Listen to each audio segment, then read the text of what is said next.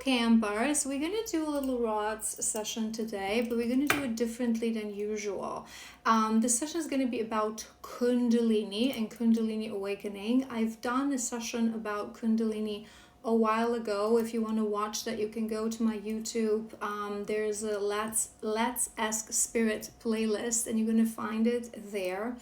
But I literally have just few questions today, and I'm going to be stopping to give you some further in-depth confirmation, because in your comments, in our sessions, I still feel, talking to you guys, that there is misconception. And I always say this, there's a lot of BS out there online, so I really want you to understand this correctly, because playing with our Kundalini can be very dangerous. So let's give this a start. I'm going to ask a few questions and I'm going to stop for a moment to give you clarification. All right. Can you force Kundalini awakening if your soul haven't decided it would happen in this lifetime? No, it's a no. Does your soul plan exactly when this Kundalini awakening will happen? Yes. Can your Kundalini be awakened by a third party, shaman, healer, spiritual teacher? No. Can it be dangerous if someone tries to awaken your Kundalini and play with this energy? Yes. So this is where I want to give you a little bit of explanation. I've heard from many of you, and I've seen this online, that there are spiritual teachers, shamans, energy workers, I call them charlatans, that claim to be able to awaken your Kundalini energy. It is not possible, okay? Our Kundalini energy, when it awakens, it opens our body as a channel to the divine, right? I've done a video recently to talk about true awakening channeling, what it really means, what are the differences. You can go ahead and watch that, but it opens you as a channel. It only happens to really small percent of people on this earth, and those people are here with a mission. We live a life of service. We come with a very specific path to help others to awaken, to become spiritual, right? To know the truth, to recognize the truth, to live an aligned life, to be the preachers of divine law and of divine order. But it's something that is very rare, truly, to have true Kundalini awakening. And if your soul haven't decided, boom, it's going to happen in this lifetime, you cannot awaken it, because it's extremely potent and powerful energy. If your soul is not ready, I just got shiver, to live, thank you, to live a life of service, your soul has to be ready, wise enough, been through enough lifetimes, been through enough experiences that, okay, this lifetime, this is it. I'm going to fully awaken. I'm going to help others. I'm going to walk towards Christ consciousness. I will be a spiritual teacher. I will make a change in this world. That's it when it's happened. And there's a specific date when it actually happens. We always plan this. There's always a little bit, things can happen, but there's always a trigger that causes that. For divine feminines that are on a twin flame journey, it's the initial fusion with our masculine that usually awakens our Kundalini. People who walk a different spiritual path, right? It's going to be a different event in their life. Sometimes it's traumatic, sometimes it's very challenging and very difficult, but it's planned. It's a milestone on your path. And no charlatan that claims that they can awakening, please be careful, you guys. Don't go to these people. They will start to they're just gonna irritate this energy. They're gonna cause extreme disimbalance within your body. They can blow up your chakra system. It cannot be done. Yes, there are healers that will be able to help you work with this energy once it's awakened. Once the serpent opens its eyes and you start your healing journey, you're going to have shamans, energy workers that will help you to rise this energy, that will help you heal. Shadow work has to happen as well as this energy rises, right?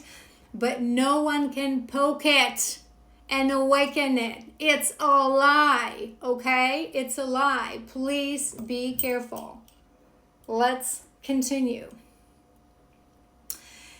I'm just going to confirm, I already told you this, but when your Kundalini awakens, does it make you a channel, an open channel? Yes.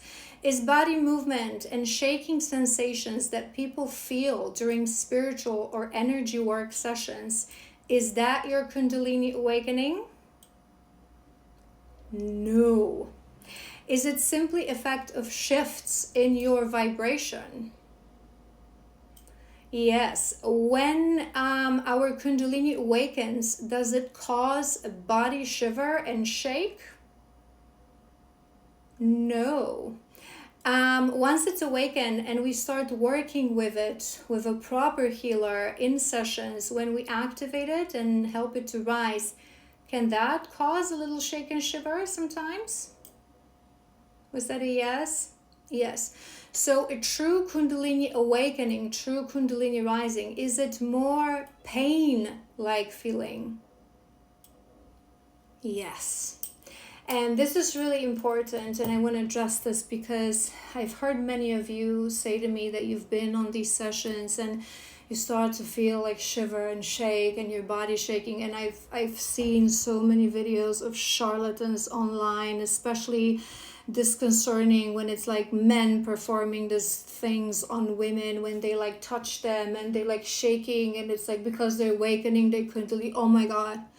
These people are going to get so much karma like you cannot believe. When our Kundalini awakens, okay? I don't care what anyone says. I am a channel for divine knowledge, for divine truth. When our Kundalini awakens, you feel pain. I got a shiver again. You feel pain. It connects you deeply to your soul. This is those moments I always say to my feminines where you find yourself lying on the floor and crawling pain and screaming pain. There's no shiver. There's no charlatan movement, okay? It's pain. It's pain. To some it's going to be more intense. To some it's going to be less intense. Now, let's address the shivering because it can happen. When we go into meditation, so when you find yourself that you go on these sessions, it can be intense sound healing sessions, it can be, yoga nidra sessions, it can be meditation sessions, some ceremonies. You may at a certain point feel this vibration of your body, like your body literally shaking. And the reason it happens is that it's similar to temperature. When it's cold outside, you get out, your body is warm, suddenly it gets out, it gets cold, and it just shivers, right? So it's the same effect, but with energy, right? So in this session, in this meditation, an energy may be sent towards you or activated within you that will slightly higher your vibration. And it will cause it. It's like your body. I always say this to you guys. I want to explain this well to you. When we go through ascensions, the reason we don't just awaken like this and we're ready within one day, but it's a journey of awakening, usually for most people. For those that it's not, it's very brutal. Because our physical body, we do live in this physical body. It has to adjust to higher vibration, to downloads of information, to activations of our gifts. So it happens gradually, periodically, as we heal, as we grow, as we get used to all of this shebang, right? So when you are feeling this different energy and this higher vibration sort of comes towards your body, you may feel a shiver. And when your body feels this higher vibration, because it's not used to it, because it doesn't hold it every day, it feels this tension that it almost needs to release. So it's like this, whoo, you just want to shake it off. Literally, you want to shake it off. And sometimes it can happen in a specific energy point when we're working with our chakras. So for example, if it's around your sacral chakra in your womb space, you can feel that shiver, you can feel that shake, but it's just a shift of energy. So for people who are new at this, who haven't done a lot of deep healing, a lot of energy work, it can happen in your first session because your vibration is relatively low, right? So whatever beautiful vibration and energy you will receive in a healing, in a sound bath, and again in those sessions, it will sort of shake you because it's new for your body doesn't know what's going on. For people who are on this journey for a while, for me it happens very rarely, and I really have to go really deep in my meditation, really deep with a specific intention. And it usually, if there are some upgrades coming in, and you already know why it's happening. So it's not linked to Kundalini awakening. And if your Kundalini is awakened again, and you start working with a healer, you start working with, energy healer, shaman, they're going to help you to rise this energy in sessions, in deep meditation sessions. As they help you rise this energy, you may feel a slight, shiver or shaking. And in those sessions, we really can feel in deep shamanic sessions, activation sessions, we can feel like our body is moving without our decision and willingly, right? So depending on what you're going to be activating, it's like your body really is shaking and moving, but it's just the call in of the new energy, of the higher vibration, and maybe some light codes activations, but it's not your Kundalini awakening. All right, 2 final ones. It's also something that is misunderstood, I feel. All right, source. Do men, so beautiful souls in male vessel, have Kundalini? No. Do they have similar energy that performs the same function, but it awakens differently and it works differently, so it should be called differently? Is it more relevant to call it Satori? Yes.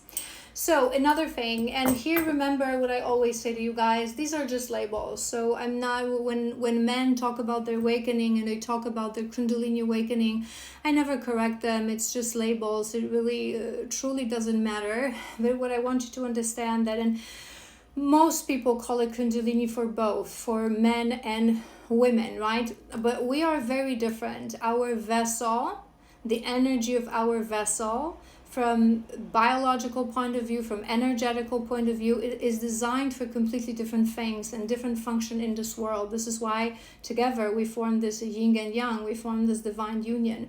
Masculines are rooted more in the physical world. Their dominion is the physical world. They're not naturally connected as we are for our womb with the portal to the divine. So they're more anchored in the physical world. They're more always in their logic, right? So Kundalini energy is something, the serpent energy, generically speaking, if you look into symbolism, spiritual symbolism, the serpent is very much, even if you go back to the twisted story of Adam and Eve, it's very much associated with the divine feminine, because this is our energy. This is how we move through realms, through the spiritual journey. When we awaken, we rise, right? I'm getting shivers again. The divine really wants you to understand this, right? So when the Kundalini awakens, it opens its eyes. Like I said, you cannot force it. The veil is lifted. The veil is lifted. This is where the feminine starts to see things, hear things, get activated, and so on and so forth. But we still have woundings, we still have things. So it rises. It's very potent energy. When we fully have our Kundalini awakened, we are extremely powerful, divine feminine. So we have to get used to this power. It connects all the chakra points. It connects our womb, to our heart, to our third eye, and ultimately it connects us to the divine. So it's really very floating kind of energy, very shedding kind of energy. It's the snake, it's the serpent, and it's a process. It takes a while. Another misconception that people say, and I'm not going to do a rod for this, I've covered this in previous session. People think that, my Kundalini awakened, boom, I'm awakened. No. It's a process. It can take, for some, I find in very few cases it's going to be very quick. So it's going to be like weeks. For most feminines, it's months. For some, it can even be up to a year. As you work with this energy, as you fully activate it, it's going to depend on your individual path, your journey, your woundings, your past lives, your mission, many, many things, right? But it's not something that happens instantaneously. It opens its eye instantaneously. This is the painful moment, but the rest, it's a process, right? For men, souls in male vessel, it's gonna have the same function, because ultimately our Kundalini, as it rises and fully awakens, it connects us to the divine. The veil is lifted, we see the truth, we're connected to the wholeness with the universe, right? To the frequency of our soul, the ego's released. It's gonna perform the same function for a man, for the masculine. But it's not going to be rising in the same way. Why? Because they're rooted in the physical world. They're the creators of the matrix. They're the creators of the physical reality. They have to stay in their logic. They are providers and protectors in the physical world. They're not as connected to the spirit realm, to God, to Father Universe, however you want to call it, as we are. So they usually, men, whether that's on twin flame journey or not, doesn't matter, they go through a journey of awakening of the mind in the beginning. So certain things start to click. They go through certain karmic lessons, karmic patterns, so on and so forth. And when they are ready, because remember, our nature is more trusting, is more magic, and not magic in the sense that they're not magic, but more like we believe in these things more naturally, right? We're a little bit less in our logical minds. We're more in our hearts naturally. So when the veil is lifted, we're still resistant. We still don't believe certain things.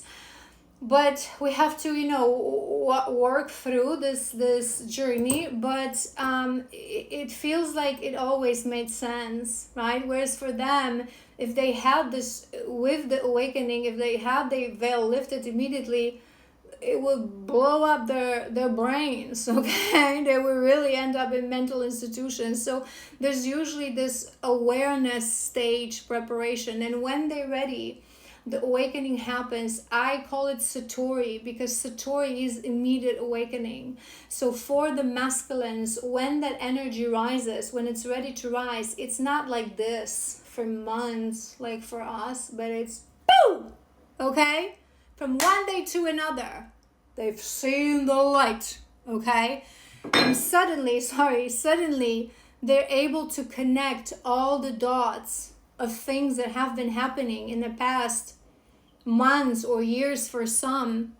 It makes sense. Why didn't I see it? It's like this, it's like those, I always say this, like these images that you see this thing or one thing, but once you see it, you cannot unsee it. So it's this awakening. It's just this moment when they're ready, and immediately in one moment the channel is opened and they're ready to really fully connect to the divine. There's still obviously some balancing that needs to happen, maybe some healing, final healing that needs to happen. Again, nothing happens from one day to another, but it's not a long process as it is for us. So when people call it, Kundalini, it's absolutely fine. Again, it's just labels, but I really want you to understand the difference, that it's different for men, that it's not happening same for men. So the proper name for it would be Satori. Again, just labels, but Satori is exactly that. It's this immediate realization, immediate awakening. All right, I hope this was helpful. Remember, it's a really potent energy. It's really dangerous to play with it, especially with people who don't know what they're dealing with. So please be mindful of that. And as always, if you have any questions, leave them in the comments.